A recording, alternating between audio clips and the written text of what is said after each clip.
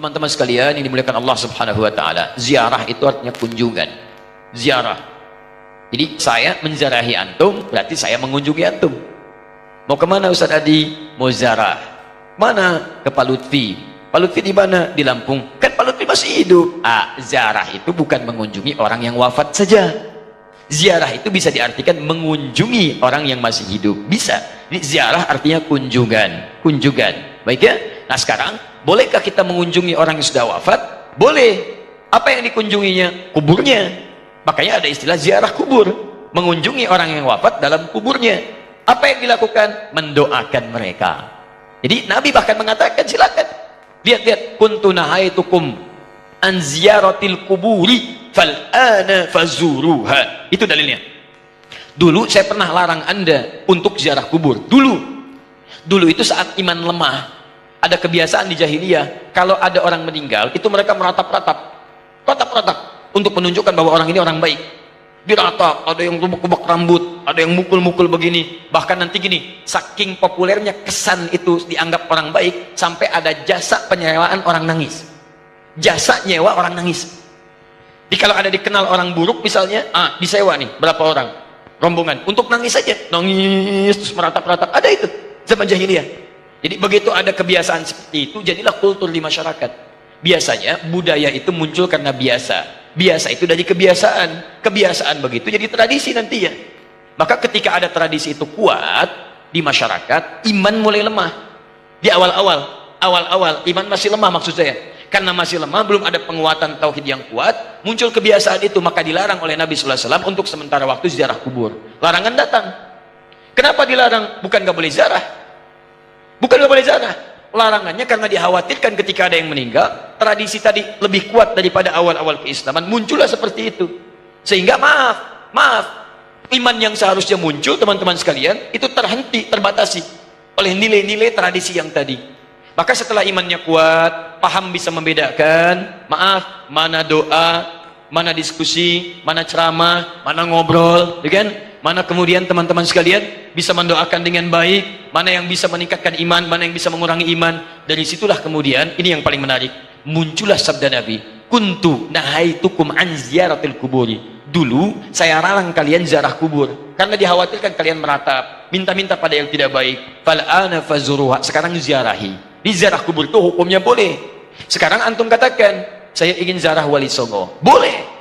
Apa yang dilakukan saat ziarah itu? Turunkan lagi hadis-hadis Nabinya. Doakan mereka. Apa doanya? Salam dulu. Assalamualaikum ya ahlad diyar. Minal mu'minina wal mu'minat. Wal muslimina wal muslimat. Wa nahnu insya'allahu bikumul lahiqun. Ziarah. Bahkan antum kepada Nabi. Ke Madinah. Ziarah. Begitu setelah selesai sholat Raudhah, antum lewat Babu Salam, lewat itu kan ziarah. Assalamualaikum ya Rasulullah. Assalamualaikum ya Abu Bakrin. Assalamualaikum ya Umar radhiyallahu taala anhuma. Antum ke Baqi ziarah. Assalamualaikum ya ashaban Nabi sallallahu alaihi wasallam. Assalamualaikum ya ahlad diyar. Minal mu'minina wal muslimin wal mu'minat wal muslimina wal muslimat wa nahnu insyaallahu bikumul lahiqun. Datang ke Wali Songo, ziarah. Apa darahnya? Sampaikan salam. Salamnya yang tadi. Setelah itu apa? Itu sunnah Nabi, berdoa. Allahumma ighfir lahum warhamhum wa afihim wa'fu anhum wa akrim nuzulahum wa wasi' madkhalahum wa naqqihim minal khataaya kama yunaqqa thawbul abyadu minad danas. Doakan mereka. Ya Allah, alirkan pahala pada mereka. Ya Allah, berikan kemuliaan pada mereka yang telah membawa risalah dakwah ke Nusantara. Ya Allah, muliakan keluarganya. Ya Allah, berikan kekuatan ya Allah kepada keluarganya dalam keadaan yang terbaik. Selesai, itulah ziarah kubur. Lalu sampaikan, ya Allah, kami pun sadar kami kapan pun akan diwafatkan. Maka wafatkan kami ya Allah seperti Engkau wafatkan mereka dalam keadaan yang terbaik. Sudah. Makanya kata Nabi, cara terbaik meningkatkan iman, mengunjungi, berziarah atau ingat pada kematian. Sering lewat alam kubur mengingatkan kita mendekatkan diri pada Allah Subhanahu wa taala. Yang tidak boleh, maaf, minta-minta di kuburan. Pegang nisan, kan? Pak, tolong, Pak, cucu saya mau lahiran, tolong. Makanya saya datang ke sini. Untuk ngapain datang ke situ? Yang di situ saja nggak bisa keluar.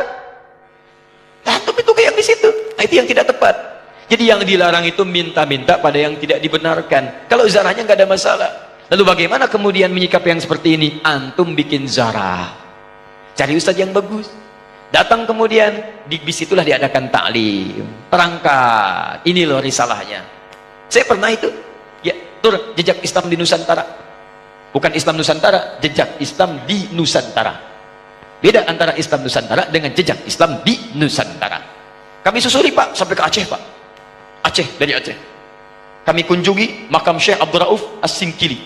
Datang. Itu saya terangkan taklim dulu. Syekh Abdul Rauf itu masuknya ke Aceh seperti ini.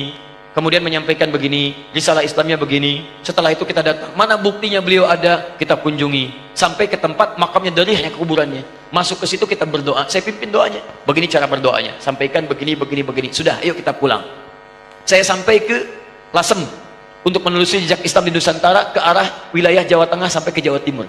Nah, ujung Jawa Tengah ke Lasem, saya tunjukkan. Ini dulu ada Sunan Bonang di sini. Teman-teman sekalian, nama aslinya ini, asalnya begini, ininya begini. Dari mana taunya? Apakah itu fiktif? Ayo kita lihat. Susuri tempatnya. Ini tempat beliau. Ini tempat awal merapatnya. Ini tempat keluarganya. Ini pas sujudannya. Sampai saya hitung berapa anak tangga sampai ke atasnya. Yang merawat tempatnya itu sampai ke sujudannya. Yang merawatnya namanya Pak Abdul Halim. Begitu antum naik sampai ke atas, sebelah kiri. Di situ antum temukan nanti yang pegang kuncinya Pak Abdul Halim. Ketika bertemu dengan beliau, indah sekali. Pak, ini bukan makam ya. Bukan makam, makamnya itu bukan yang di sini, ini cuma pas sujudannya. Pas sujudan itu tempat beliau kemudian memetakan wilayah, berdoa kepada Allah, minta diberikan kekuatan, bersujud di situ, sholat menghadap ke arah kiblat, seperti Nabi naik ke Gua Hira. Lu memohon kepada Allah beri petunjuk, setelah itu berdakwah di lingkungan sekitaran. Makamnya bukan di sini Pak, tapi yang di bawah. Disamarkan makamnya supaya tidak ada yang mengkultuskannya. Indah keterangannya. Saya ajak jamaah untuk mendengarkan itu semua. Tuh, kan? Sering tertipu kita. Makanya ditutup tuh pas sujudannya juga supaya tidak ada yang mengkultuskan itu. Cuman lihat ke situ, baik, terangkan. Kalau sudah seperti itu enak taklim kitanya. Di sejarahnya paham, ada tokohnya, ada bekasnya, kemudian kita mendoakan, setelah itu kita pulang, selesai. Jadi kita itu tidak harus saling mencolok, "Gak ada wali songo, begini. Alah, antum ini kenapa sih?" Sebelum bilang gak ada, lihat dulu. Lihat, pahami, baca kisahnya, pelajari, ambil inspirasinya. Kalau ada yang meninggalnya, doakan seperti antum datang ke makam Uhud. Datang ke situ, antum doakan, cerita di situ, selesai. Seperti antum datang ke makam Nabi, berdoa di situ, bahas sekitarannya, pulang, selesai. Itulah teman-teman sekalian. Jadi kita ambil cara yang hikmah. Jelas ya? Nah, jadi kita pun tidak harus menyakiti orang lain, tapi meluruskan dengan cara-cara yang terbaik. Hikmah.